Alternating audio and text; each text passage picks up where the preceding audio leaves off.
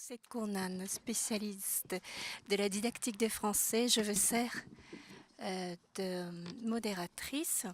Je vous présente Monsieur Pierre Martinez. Monsieur Martinez est venu déjà au Japon plusieurs fois pour donner des conférences.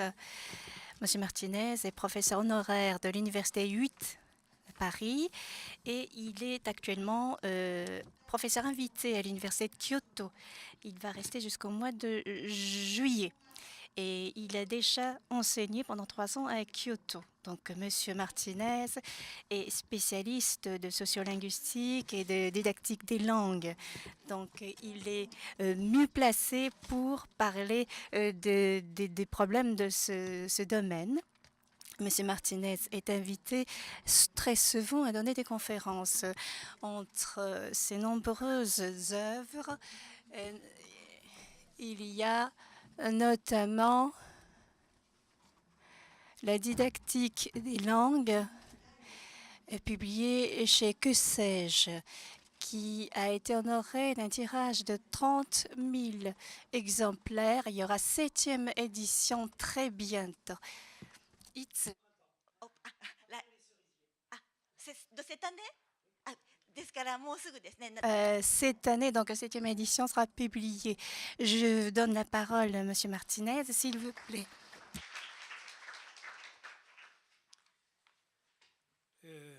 Merci infiniment à Monsieur le doyen, à Monsieur le consul général de France, au professeur Nishiyama et à vous, Madame, de faciliter mon intervention par le cadrage que vous venez de donner sous différents aspects. J'essaierai de ne pas tomber dans le défaut que vous avez relevé, Monsieur le consul. Vous avez bien raison. J'y adhère totalement. J'adhère totalement à vos remarques. J'essaierai d'être clair et mon intervention ne traitera pas le sujet, mais sera une ouverture, donnera, j'espère, la possibilité de repérer les pistes de travail qui seront celles du colloque. Je me tiendrai au texte que j'ai donné aux interprètes par commodité et vous m'excuserez peut-être de lire un petit peu mon papier pour respecter ce que je leur ai dit. Nous avons ici, pardonnez-moi, je crois que ça, c'est pas la première diapo. Oui, voilà. Nous avons ici deux indications intéressantes dans ce colloque. Cette question de l'interculturel ne peut pas se traiter actuellement en termes locaux, elle doit se traiter en termes globaux. C'est évidemment une synthèse difficile à opérer et à laquelle nous sommes confrontés jour après jour, nous, théoriciens, mais une obligation pour les praticiens bien plus ardente. J'essaierai de le montrer dans la suite de cet exposé. Je viens d'un pays, vous le savez, qui traîne encore le poids de son histoire coloniale. La France, avec ses territoires lointains, j'ai vécu longtemps aux Antilles, à La Réunion et dans d'autres anciennes colonies françaises devenues départements ou territoires libres. La France, avec ses territoires lointains, a fait naître l'espoir d'un idéal de liberté, d'égalité, de fraternité, depuis la période des Lumières, bien sûr, et notamment la Déclaration des droits de l'homme et du citoyen. Mais parallèlement, ou presque, elle se donnait l'autorisation d'opprimer, d'exploiter des hommes et des groupes humains sur tous les continents, aux Antilles, en Asie du Sud-Est, en Afrique ou encore dans le Pacifique. En France même, les régions, sous la Révolution, après 1789, ont cru avoir la liberté de parler leur langue, les langues de leur choix et de leur patrimoine. Et pourtant, très vite, le centre a fait comprendre, au parler des provinces périphériques, le breton, l'occitan, le basque, l'alsacien et bien d'autres. Nous avons en France une délégation générale à la langue française et aux langues de France, que ces langues n'avaient plus leur place dans la République. Tout ça s'est fait au nom d'une idée de l'unité nationale, une idée plus forte que celle de la diversité culturelle. La France a été capable de nier, chez elle et dans ses colonies, les valeurs que ses penseurs, ses philosophes, ses politiciens illustraient partout en théorie.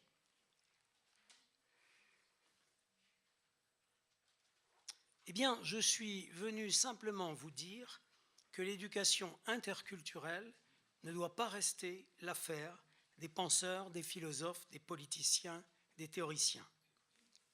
La France, confrontée, comme vient de le rappeler le professeur Nishiyama, au problème de l'intégration de ces minorités, ces enfants ou descendants d'esclaves ou d'immigrés, souvent maintenant de nationalité française bien entendu, qu'ils soient guadeloupéens, martiniquais, algériens, sénégalais, vietnamiens d'origine, la France continue à établir des barrières entre les groupes et les individus quand il s'agit de travail, d'accès au logement, de vie sociale ou encore de vie culturelle. Ce n'est pas la France qui fait cela, pas la France, mais c'est nous, chacun d'entre nous, souvent sans même le savoir. L'éducation nationale prend pourtant une part importante avec un patient travail depuis des décennies à essayer de rassembler, d'expliquer, d'expliciter le projet collectif, ce qu'on appelle un vivre ensemble.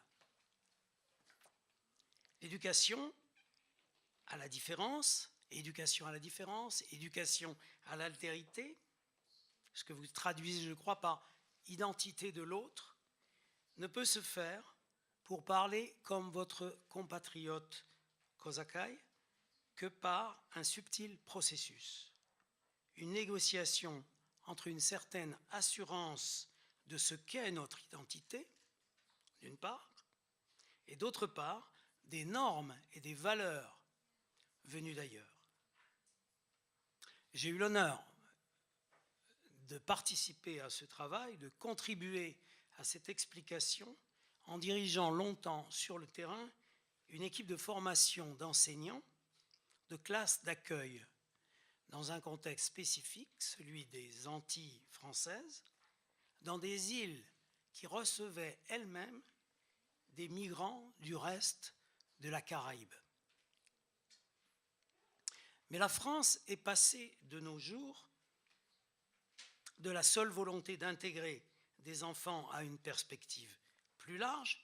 Il s'agit maintenant d'éduquer tous les enfants à comprendre l'étranger, si souvent étrange,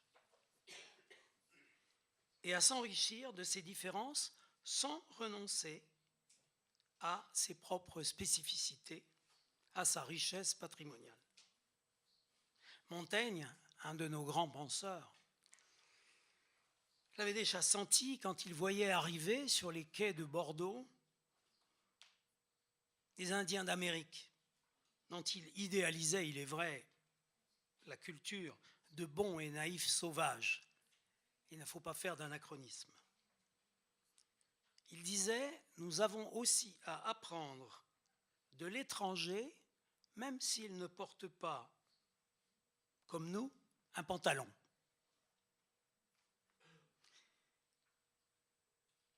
Évidemment, l'humour de Montaigne ne cache pas la réalité. Le choc culturel met des décennies, des siècles à se résoudre. Nous sommes sans doute à une période de crise en ce domaine. Plus facile à dire qu'à faire, quand dans la République des cités actuelle en France, on se demande très pratiquement si une éducatrice peut ou ne peut pas porter le voile islamique dans une école maternelle. Devant la loi commune, l'apparence, la simple apparence, se pose toujours comme celle de la première frontière. Mais l'éducation interculturelle n'a de sens que si elle permet la résolution pratique des grands problèmes autant que des problèmes de la vie quotidienne. Il ne s'agit pas seulement de donner aux élèves des compétences interculturelles, une capacité à vivre ensemble, en bonne entente avec les autres. Il s'agit de leur donner des outils pour lire la globalisation des échanges que nous sommes en train de vivre, bon gré mal gré, une globalisation souvent virtuelle que le numérique élargit à l'infini, par Internet notamment, et pour se définir une nouvelle personnalité dans l'action, dans la relation interpersonnelle, dans le projet de vie de chacun.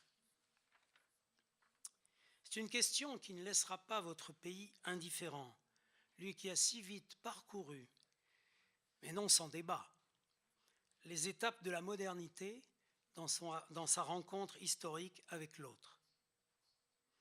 Cependant, les lieux où cette éducation a été considérée comme une nécessité, éducation interculturelle, sont très divers. Ils se distinguent par les objectifs déjà. Je laisserai de côté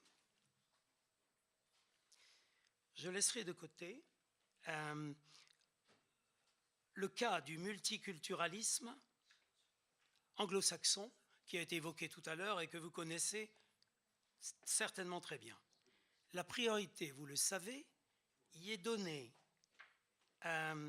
au groupe d'appartenance auquel se réfère l'individu, dans une mesure qui dépasse la sphère privée pour trouver sa place dans l'espace public, avec des signes tels que des droits spécifiques, des fêtes appropriées à chaque groupe, des vêtements, une coiffure, ce que la Grande-Bretagne accepte dans le costume sikh, par exemple, la France ne le tolère pas facilement dans la sphère publique,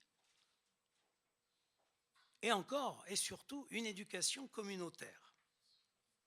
Aux États-Unis, la théorisation de cette position de principe a débouché sur un dispositif juridique et technique dont les termes sont connus, notamment avec le National Council for Social Studies de 1991. Alors qu'il n'existe pas en France, même dans la Constitution, le terme de minorité. Si l'école française a été confrontée dans la deuxième moitié du XXe siècle à une immigration croissante, eh bien elle s'est dotée de structures et de méthodes qui visaient à apprendre à vivre dans le respect des lois communes et la valorisation des individus sans discrimination. Alors, le jugement sur ce passé éducatif que nous avons vécu depuis, disons, une cinquantaine d'années, reste très mitigé. Aujourd'hui, le traitement de la question de l'échec scolaire des enfants des minorités pèse encore sur les acteurs. On a surtout tendance à considérer davantage dans cet échec scolaire les facteurs socio-économiques ou l'environnement urbain, par exemple, que la culture ou la subculture des élèves comme un élément déterminant de leur parcours éducatif. Un autre pôle de réflexion s'est développé plus récemment autour de la mobilité étudiante, qui est en augmentation avec les programmes européens de type Erasmus. Mais il faut relativiser, à mon sens, l'effet, l'impact réel de cette mobilité, car elle touche en réalité, quoi qu'on en dise, peu de gens, quelques centaines de milliers d'individus au plus, même si l'espoir, évidemment, est de voir ce chiffre augmenter. La compétence interculturelle m'apparaît surtout alors comme un élément de la compétence professionnelle, c'est-à-dire du référentiel de formation. Par exemple, pour les grandes écoles d'ingénieurs et les cadres en général, dans un cadre mondialisé. Alors, si j'ai naturellement parlé beaucoup de la France, je veux plutôt insister maintenant sans toutefois vous imposer un historique qui serait hors de propos ici, sur les conceptions d'une part développées par l'Union européenne, auquel souscrit évidemment mon pays, et d'autre part, rappeler les grands principes de l'UNESCO en la matière. Vous n'ignorez pas que l'Europe, bâtie sur un socle culturel pour le moins bimillénaire, s'est pourtant dotée d'abord d'une union fondée sur l'économie. Excusez ma gorge. Elle a maintenant mis en chantier un projet d'éducation commun avec des standards communs, comme le CECR, qui est bien connu au Japon, et des programmes d'harmonisation de l'espace européen par l'enseignement supérieur, avec un système licence, master, doctorat, depuis ce qu'on a appelé le processus de Bologne de 1999. Une éducation interculturelle doit être le pendant de ce dispositif. Je cite une thèse récente que j'ai dirigée sur la question, Buchard, 2013. De nombreux projets visant à instaurer cette éducation interculturelle ont vu le jour, entre autres bien sûr le projet de l'éducation plurilingue et interculturelle, que nous appelons EPI. Celui-ci répond à une définition globale de la compétence plurilingue et pluriculturelle comme compétence à communiquer langagièrement et à interagir culturellement. Ceci est une citation dans la citation à laquelle a contribué notamment ma collègue Geneviève Zarat, qui est dans la salle. On affinera, si vous voulez bien, cette idée d'éducation interculturelle en la déclinant en attitude, en connaissance et compréhension, en faculté et action. Le cadre européen affirme ainsi s'inscrire dans une perspective de pratique sociale, une forme de praxis. La perspective privilégiée, dit le cadre, est de type actionnel, en ce qu'elle considère avant tout l'usager et l'apprenant d'une langue comme des acteurs sociaux, ayant à accomplir des tâches qui ne sont pas seulement langagières, dans des circonstances et un environnement donné, à l'intérieur d'un domaine d'action particulier. Le CECR a été complété d'outils, comme vous le savez sans doute, tels que le portfolio européen des langues et l'autobiographie de rencontres interculturelles déjà mentionnée ici. J'insiste surtout sur ce dernier document, conçu pour analyser la rencontre interculturelle de l'utilisateur à la suite des recommandations du livre blanc. Des outils complémentaires doivent être développés afin d'encourager les élèves à exercer, les mots ont leur poids, un jugement critique et autonome,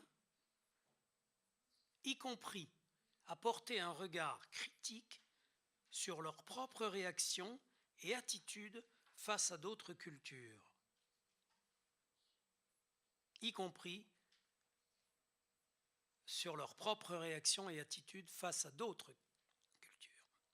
Ces intentions réflexives sont précisées dans un document récent qui met en avant la visée politique de l'action.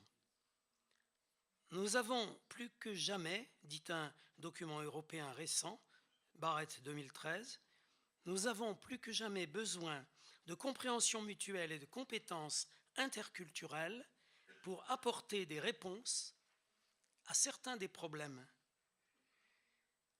les plus virulents des sociétés contemporaines. Nous voyons se multiplier les préjugés, la discrimination et les discours de haine, et gagner en puissance les partis politiques porteurs d'idées extrémistes. Une définition de travail dans le même document sera alors celle-ci. Par éducation interculturelle, on entend une pédagogie, ce qui veut dire objectif, contenu, processus, méthode, programme, support, évaluation, ça que nous appelons une démarche pédagogique, ayant parmi ces objectifs de développer la compétence interculturelle des apprenants de tout âge et dans tous les types d'éducation, comme fondement du dialogue et de la vie en société. À une échelle encore plus large maintenant, si l'on veut bien, l'UNESCO s'est donné pour objectif de contribuer par l'éducation interculturelle à une paix durable à travers le monde. C'est ce qui est dit. Pardon, vous aviez sous les yeux simplement ce que je viens de raconter, mais il mérite peut-être que vous le voyez en japonais également. Barrett, politique des langues en Europe. Nous en tiendrons là. Je suis désolé, j'ai du mal à me repérer dans le PowerPoint japonais. Tout simplement. Il eût été utile que quelqu'un m'aidât. À une échelle plus vaste encore, l'UNESCO s'est donné pour objectif de contribuer par l'éducation interculturelle à une paix durable dans le monde. Grand objectif, vous en doutez. Les textes de l'UNESCO, depuis le fameux texte de 2005 sur la diversité culturelle, établissent une espèce de feuille de route extrêmement difficile à suivre.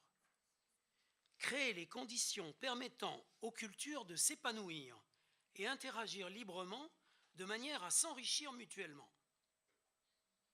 2. Encourager le dialogue entre les cultures afin d'assurer des échanges culturels plus intenses et équilibrés dans le monde en faveur du respect interculturel d'une culture de la paix. 3. Stimuler l'interculturalité afin de développer l'interaction culturelle, bien sûr, dans l'esprit de bâtir des passerelles entre les peuples.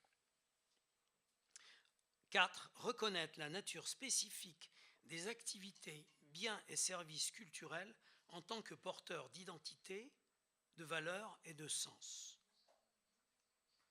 Un programme, vous le voyez, extrêmement ambitieux, et inévitablement, nous pensons à des situations géopolitiques, à des conflits armés où la langue, les langues n'ont pas permis cette fusion, cette harmonisation ou cette harmonie des hommes.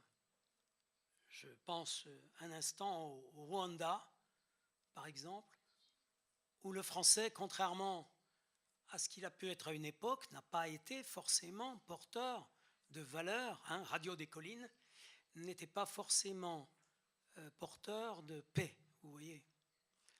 Je ne m'étends pas sur cet exemple. Mais après ces préalables nécessaires concernant la France, l'Europe et l'échelon mondial que représente l'UNESCO, je voudrais me concentrer sur 2 axes de réflexion, par commodité. D'une part, un essai de théorisation rapide du champ, et d'autre part, la mise en œuvre didactique et pédagogique qui correspond à notre programme de travail ces 2 jours-ci. Évidemment, je me propose de pointer du doigt plutôt des problèmes, des zones sensibles, qui doivent appeler non au pessimisme, mais à la réflexion. Et ces problèmes sont nombreux quand on parle d'acquisition de compétences interculturelles autour des éléments de la théorie du champ, si vous voulez, qui vise à établir des distinctions. C'est un mot de Bourdieu qui a été un petit peu galvaudé, mais Bourdieu écrit dans les années 70, la culture, ça consiste à établir des distinctions. Alors pourquoi établir des distinctions? Non pas pour constituer des barrières, des différences, mais pour construire ensemble quelque chose, un vivre ensemble. Cette deuxième partie est donc consacrée, pardonnez-moi, j'avance un tout petit peu, je suis désolé, là je suis un petit peu perdu, pourriez-vous m'aider? Quelqu'un m'avait dit qu'il m'aiderait pour les diapos, je suis resté tout seul. Non, ça va? Quel est le titre? Sur le modèle? C'est ça, sur la modélisation. Nous y sommes, d'accord, tout à fait. Alors, l'idée de départ dans cette deuxième partie, c'est donc de pointer du doigt un certain nombre de problèmes que je voudrais questionner avec vous, que je voudrais regarder de près avec vous, y compris dans la discussion que nous aurons tout à l'heure. Parlons d'abord de la doxa interculturelle. qu'on vient de voir exposée par l'Europe comme par l'UNESCO comme une espèce d'évidence. Une doxa, c'est un ensemble qui n'est pas nécessairement homogène, d'opinions, de préjugés. J'emprunte à un de mes collègues, Narcy Combe, ces remarques. C'est un ensemble qui n'est pas nécessairement homogène d'opinions, de préjugés, de présuppositions, généralement admises et évaluées positivement ou négativement. Mais une doxa reste au niveau de la nébuleuse de la pensée. Elle ne désigne pas ce qu'on appelle une épistémée, c'est-à-dire, selon la définition de Foucault, bien connue dans la théorie française et popularisée par les textes, un texte, Les mots et les choses notamment, un texte de 1966, cette doxa ne représente pas un réseau cohérent de dispositions de production de la culture. Nous sommes, monsieur le consul, tout à fait dans la théorisation sèche et abstraite dont nous avons pourtant besoin quand il s'agit de préciser des contextes et des concepts. Ce réseau, si on arrivait à le préciser, qu'est-ce que l'interculturel? Ibuntakan. Pour nous, pas du tout ça. Pour vous, autre chose, probablement.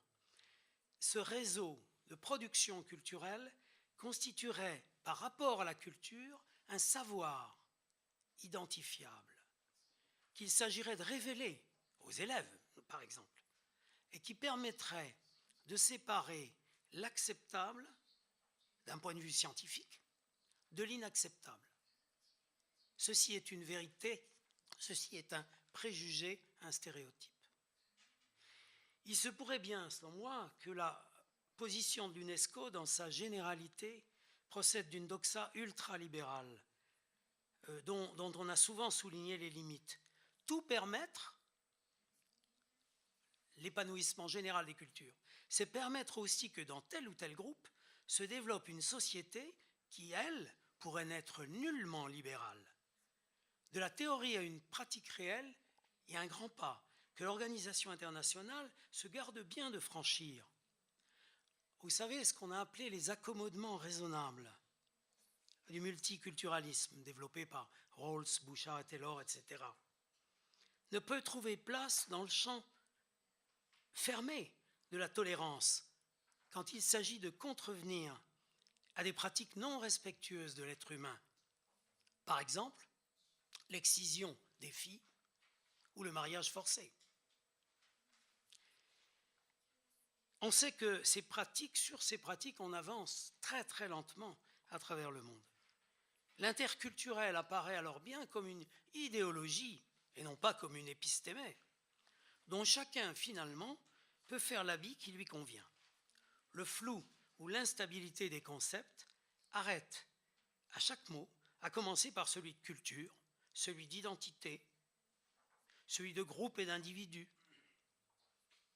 Individu comme sujet, épineuse question dont un récent article d'un collègue qui vit en France, le professeur Asari Makoto, traitait avec finesse à travers l'œuvre de plusieurs de vos penseurs modernes pour montrer comment la notion de sujet elle-même est épineuse.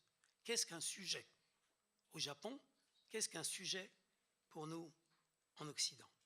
Il est inutile d'insister sur la difficulté qu'il y a même à traduire, cela a été dit tout à l'heure, et à faire voyager ces termes de culture, d'interculturel, de sujet ou d'identité, comme l'a montré quelqu'un qui est ici, Himeta Mariko, et comme l'a rappelé tout à l'heure Nishiyama Sensei. Deuxième point dans le champ théorique, j'irai un petit peu plus vite, n'abuserez pas de votre temps. La capacité limitée d'une éducation à anticiper les dispositions cognitives de chaque individu et son expérience personnelle, ce qu'on appelle d'un mot complexe idiosyncrasie. En fonction de sa configuration psycho-affective et cognitive personnelle, par exemple de ses expériences antérieures, ou de son style d'apprentissage, ou de sa motivation, on peut dire que concernant l'expérience interculturelle d'un individu, toute prédictibilité est exclue et toute linéarité aussi. Il y a des hauts et des bas dans l'expérience interculturelle. On a bien compris que un postulat, je prends un exemple. La mobilité est une bonne chose. C'est bien de changer de pays. Oui, c'est parfait. La mobilité est une bonne chose. Permet l'écriture d'un scénario, l'échange universitaire. La mobilité est une bonne chose, donc nous allons organiser des échanges universitaires. Mais l'absence ou presque de validation, au retour, quel changement d'attitude peut cacher jusqu'à des effets contraires? La mobilité n'est pas toujours ce correcteur de trajectoire qu'on peut rêver. Il ne s'agit pas de remettre en question la valeur du travail qui est fait sur le terrain, bien entendu, mais de contester un certain romantisme ambigu qui flotte sur des documents, des productions, notamment artistiques, des récits ou des films qui relatent des expériences interculturelles. Je vous propose une courte pause, si techniquement c'est possible, et nous allons regarder un clip vidéo d'1 minute. C'est possible? On peut faire ça pour moi? On peut m'aider? Il doit être sur YouTube et il a été... Voilà, notre technicien va peut-être intervenir. Ceci vous permettra de souffler. Nous allons regarder ça rapidement. J'en tirerai une toute petite conclusion et je passerai à mon troisième point.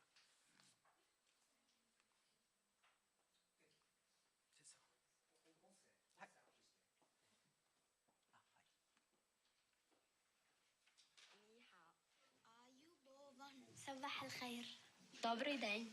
Добрый день. On dit salam alaikum. Salam alaikum. Mais c'est pas votre pays, c'est mon pays. À votre avis, quand on arrive dans un nouveau pays, quand on arrive à Paris, est-ce que c'est facile? Avec qui tu t'entends bien dans la classe? Personne, avec moi-même. Oublie la caméra. Je n'ai pas vu ma mère pendant 10 ans. C'est difficile. Je suis venue en France pour faire un futur. Je suis venue en France pour devenir une femme libre.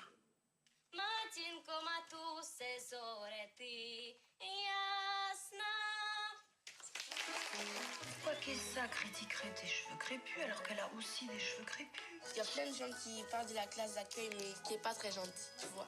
C'est comme si nous, on était des pauvres, eux, des stars. Mais on sait pas qu'on va partir en classe ordinaire. Peut-être toi tu sais dire bien, mais moi je sais pas. C'est pas grave. Je parle français avec l'accent anglais. Tu as vu? Vous avez vu? Vous avez vu? Tu as obtenu les compliments du conseil de classe. On pense quand même qu'il faut que tu restes encore un peu en classe d'accueil. J'étais très très heureuse de travailler avec vous. Voilà. Chimie.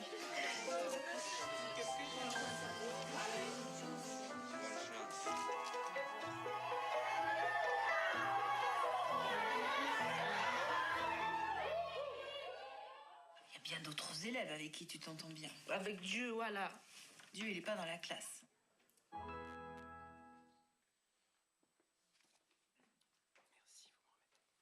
J'insiste sur la toute dernière phrase, qui, je l'espère, a été traduite. À la jeune fille qui est interrogée, il y a bien quelqu'un avec qui tu t'entends, tu as bien un ami. Elle répond avec Dieu. Et la réponse de l'enseignante, en toute bonne volonté, est de dire « Dieu n'est pas dans la classe ». Dieu n'est pas dans la classe. Vous voyez là le choc culturel que ça peut représenter pour quelqu'un qui pense que Dieu est partout. Que Dieu est partout. On revient au PPT. Je vous laisse réfléchir à cette contradiction qui est celle de l'école républicaine et de l'éducation interculturelle dans son ensemble. C'est à mon avis assez emblématique. Merci. Un troisième point qui fait problème, la connaissance des langues et des cultures en présence, celle de l'apprenant et celle qu'on veut faire se rencontrer, est un continuel défi pédagogique aussi. Enseigner une autre culture, c'est d'abord se la représenter, cette culture. Et c'est une tâche à laquelle l'enseignant n'est jamais préparé objectivement. Il y a une illusion référentialiste, la culture est construite et nous allons pouvoir la fixer, l'identifier et la transmettre. Ce qui est négocié dans l'éducation interculturelle, c'est un ensemble complexe de préjugés, de représentations, étayées certainement, et de concepts. C'est donc un système mouvant dans lequel le didacticien, l'enseignant, doit construire sa pratique réflexive. Ce n'est pas simple. Cet effort vers l'autre cache souvent d'autres stéréotypes. Les connaissances culturelles, écrit une spécialiste, n'améliorent pas nécessairement la compréhension des élèves. Au contraire, elles peuvent servir d'écran, car aucun individu n'est le représentant de son groupe. Sur le plan théorique, j'en termine par là, joue enfin, pour ajouter à la complexité, deux types de facteurs. D'abord, des facteurs hétérogènes qui viennent des sciences, des apports des sciences humaines contributives. Le cas de l'ethnologie, tout ce qu'on a pu faire dire. Point suivant, un environnement technique d'apprentissage qui va changer certainement, avec deux éléments clés à mon sens, une pédagogie de projet, bien sûr dans la lignée de Dewey, Freinet, etc., dont l'approche actionnelle actuelle s'est emparée. Et bien entendu, l'emploi des technologies de l'information et de la communication, les moyens qui n'ont plus besoin d'être présentés. Si je peux me permettre une note personnelle, à laquelle je tiens beaucoup, elle mérite 15 secondes de votre attention. J'ai réalisé avec un collègue de Waseda, oui, ça ira, merci. J'ai 6 pages, je suis à la 5e, une page, ça doit aller. Si je peux me permettre une note personnelle à laquelle je tiens vraiment beaucoup. En 2011, j'étais professeur à l'Université nationale de Séoul et avec un collègue de Waseda, professeur Tachibana, nous avons réalisé une